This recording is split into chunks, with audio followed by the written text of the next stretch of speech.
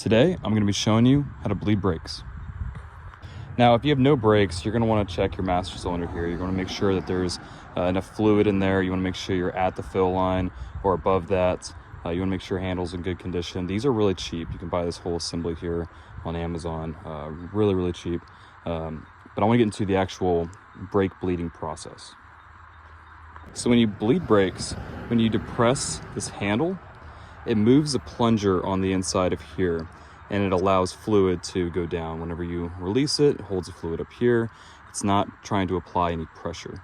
That's how all these systems work, is they apply pressure whenever you squeeze the handle. And so we're gonna be utilizing that to bleed the brakes. Now, when you install a new one of these, you always wanna check this right here, the main connection to the master cylinder. Every single time I've had a master cylinder that was leaking or I thought was bad, double check this. You can buy a flare tool to fix it if you really like, or you can cut out a piece of pipe here and replace that. You always want to make sure check this connection, especially if you're getting those little tiny bubbles in here. You want to make sure check this guy. Don't over tighten it, but gradually increase it just a little by little. Back it off a little bit, and you want to make sure you have the correct size wrench. This one's a 3/8. If you use a 10mm on that, you will round this guy off.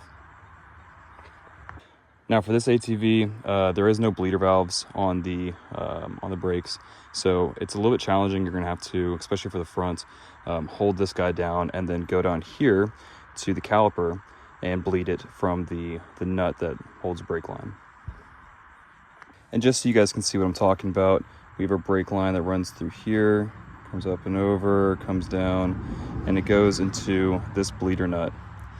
That's what you're going to want to loosen. You want to make sure you hit that with WD-40 first, PB Blaster, something to loosen this up. I've seen these things snap off. If it does, it's going to be a pretty bad day for you. And you don't want to crack this nut without having pressure on it. So you want to make sure that whenever you do go to bleed, you've got good fluid inside the master cylinder, and you're going to want to hold down the handle and then open this. After you opened it, fluid's going to come out, and you're going to tighten it without letting go of the handle. And I'm going to show you how to do this. So unless you have 6-foot long arms, you're going to need some way to hold the handle. A second person can really be helpful here. You always want to start in the back. You want to work your way from the back all the way to the front. Whatever's farthest away from the master cylinder, so this is on the left side, you're going to want to start in the back right, go to the back left, then go to the front right, then go to the front left.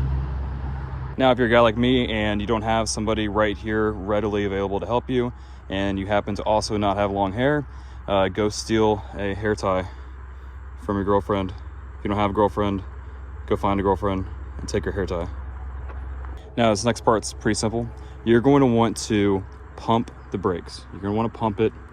I usually go about 8 to 10 times, and you want to go from fully unpressed to fully pressed. You don't want to do this short little, wiggling back and forth. You want to go all the way down, all the way up, all the way down, all the way up. And you want to pump that about 10 times, I would say.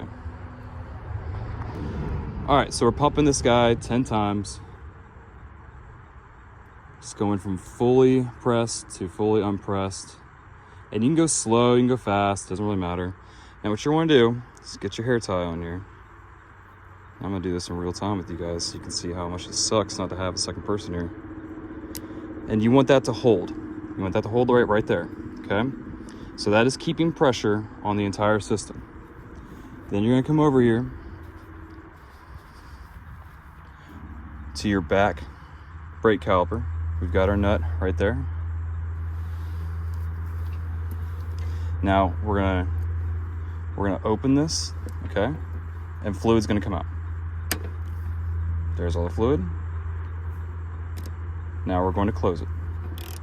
Now you don't want this to be ridiculously tight right now because we're about to go back and do this again, but you want to make sure it's at least secured to the point to where it's not going to be leaking as you're pumping it, okay? So you don't want to give a whole lot of pressure to it, just a little bit, make sure it's snug, okay?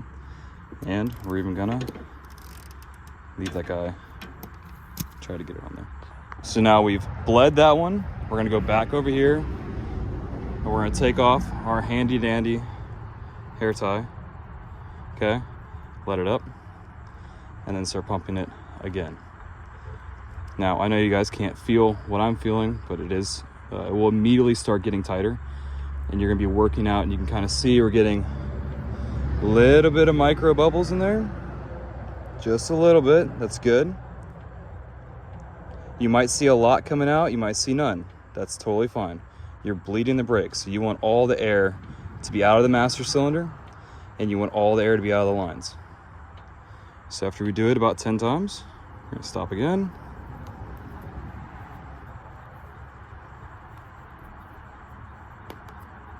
Get our hair tie on. We know it's holding. We're coming right back over here.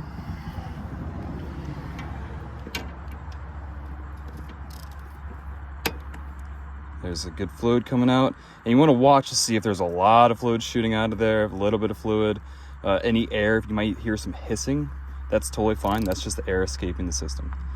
Now, for me, this is my last one. I've got good pressure up there. I want to make sure this is nice and tight. You don't want to snap it off. Just make sure it's got good pressure. There's copper washers in there. They're going to provide a pretty good seal. Okay, so now that's done.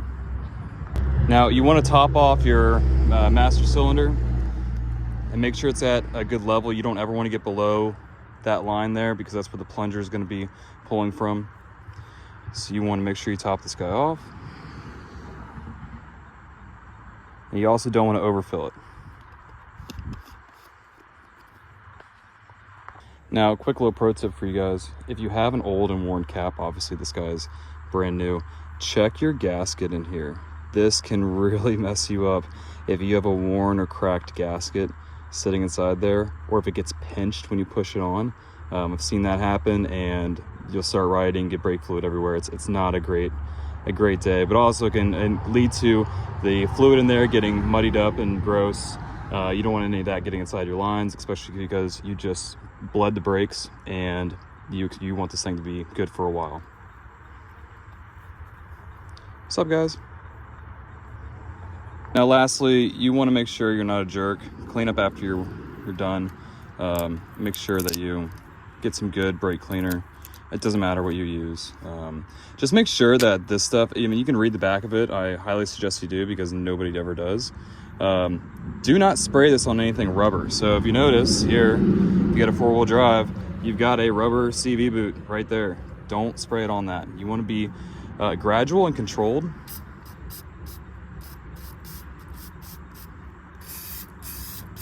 And if you do get some on your boot right there, wipe it off. Wipe it off quick. Now, lastly, I get this question all the time. Should I do, dot 4, dot 3? Does it really matter? The answer is no, it doesn't really matter. They say this is synthetic and that it holds up a lot longer. There is an argument there to be made for that. I think that argument is better applied for how often you're using the brakes. If you're like me, when you're riding, you're throttling down to slow down. So for me, it doesn't necessarily matter. This does it stays cleaner. I've noticed, like inside the reservoir. I use this on my truck, and it just seems to stay cleaner. You don't have to do as many brake flushes. You don't have to worry about the fluid deteriorating. And for the price, you get dot 4 for like $1 more at the store. This was $5.99. The dot 3 was $4.99. So does it really matter? Probably not. But if I'm putting it into a bike that I'm selling, I'm going to go with dot 4. It gives a nice clean look, and it stays that way for a lot longer. Thanks for watching, guys. We've got more content coming out soon, and these ATVs are getting ready to head out the door. So if you want to see something specific, let me know.